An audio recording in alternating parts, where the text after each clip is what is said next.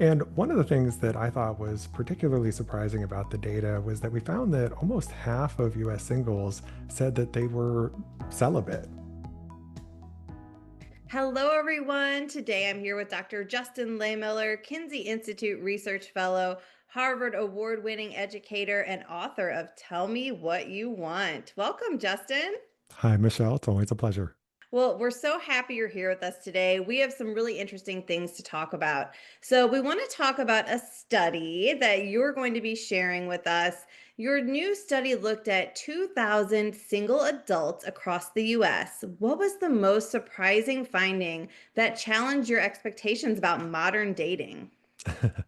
Well, there are a lot of interesting things in that data. So, this was a nationally representative survey of singles across the country and balanced for age and gender and geographic region.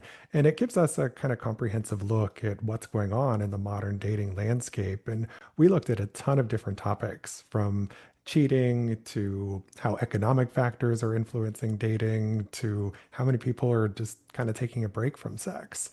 And one of the things that I thought was particularly surprising about the data was that we found that almost half of US singles said that they were celibate, either voluntarily or involuntarily right now. And you would think that people are having more sex than they are, but the reality on the ground is that a lot of people aren't as sexually active as we think. And for many of them, they are intentionally taking a break from sex. And maybe it's because the dating market has become too toxic for them, or maybe they just want to focus on personal growth and development, or maybe they're prioritizing their career right now. There can be any number of reasons why people are choosing not to have sex at the moment, but there are also many people who are what we call involuntarily celibate. And this doesn't necessarily mean that they identify as incels, but rather it's that they want to have sexual relationships, but for whatever reason are unable to find a partner. So yeah, that was one of the more surprising findings, was just sort of the prevalence of people who aren't having sex these days.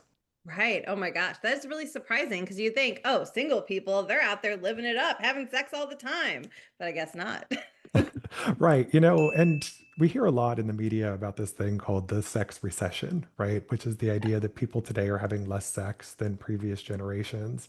And there definitely is truth to that. And this is true for single people, for married people, people of all ages. But for young adults in particular, young singles, that's where we're seeing the biggest drop in sexual activity. So interesting. So, did you find anything out about how Americans are approaching love and relationships differently today compared to how they did like a decade ago? Well, so one of the things that we asked about was how is the current economic climate influencing or affecting your dating life? And we found that it was a pretty significant contributor for a lot of people, but again, especially for young adults who are a generation that is struggling financially compared to older adults. And so we found that for many of them, they're approaching dating in different ways. So, for example, that means sometimes going on fewer dates, but it also means pursuing dating activities that are more affordable than, maybe they would have done in the past. So they're going on dates in different ways, and oftentimes they're splitting the bill as well,